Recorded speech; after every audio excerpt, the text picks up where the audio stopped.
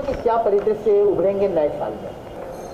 पूरी दुनिया में राजनीतिक परिवर्तन की स्थिति बनती है। कुछ बहुत ही मजबूत और महत्वपूर्ण देश हैं जिनमें सत्ता निश्चित परिवर्तन होगा और नेतृत्व करने वाले व्यक्तियों में परिवर्तन होगा।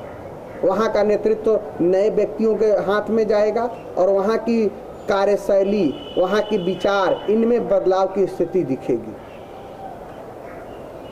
उन लोगों के कारण डीजल और पेट्रोल के दामों में भारी वृद्धि होगी। उन सत्ता परिवर्तन के कारण ऐसी स्थिति बनती दिख रही है। गुरुजी, देश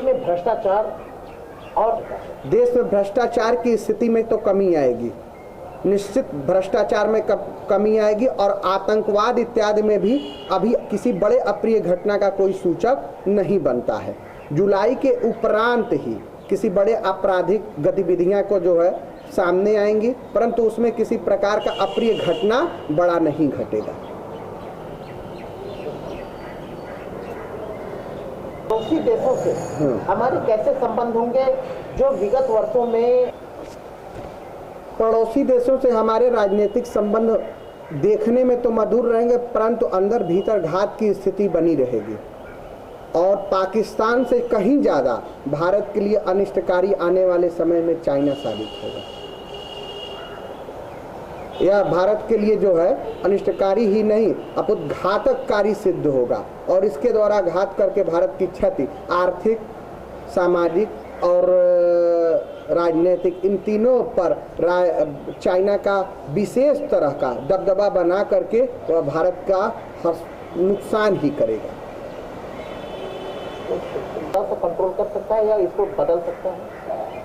हमारे प्राचीन काल की मान्यता है कि जब राष्ट्र पर संकट आता है अथवा राष्ट्र पर उसके विपक्ष द्वारा, अन्य राष्ट्रों द्वारा उस पर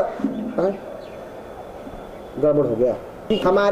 हमारे यहाँ एक प्राचीन परंपरा है, हमारे ज्योतिष में, हमारे वेद में, कि हमारे जब राष्ट्र पर जब संकट आता है अथवा भीतर घात की स्थिति बनती है तो उस समय भगवती का स्मरण करके, भगवती का आवाहन करके उनसे हम अपने राष्ट्र और कुल की रक्षा के लिए प्रार्थना करते हैं। उस विधा के द्वारा हम अपने राष्ट्र और कुल की रक्षा कर सकते हैं। उसमें सहस्त्र चंडी इत्यादि का पाठ करना और राजनीतिक हमारा इस प्रकार से हो, हमारा नेतृत्व करता इस प्रकार से हो कि अपने और लोभ में के वशीभूत हो करके कोई निर्णय लेने वाला न हो। इस प्रकार का राजनीतिक होने से हमारे राष्ट्र और हमारे कुल की रक्षा होती रहेगी और किसी प्रकार से हमारा अनिष्ट नहीं होगा।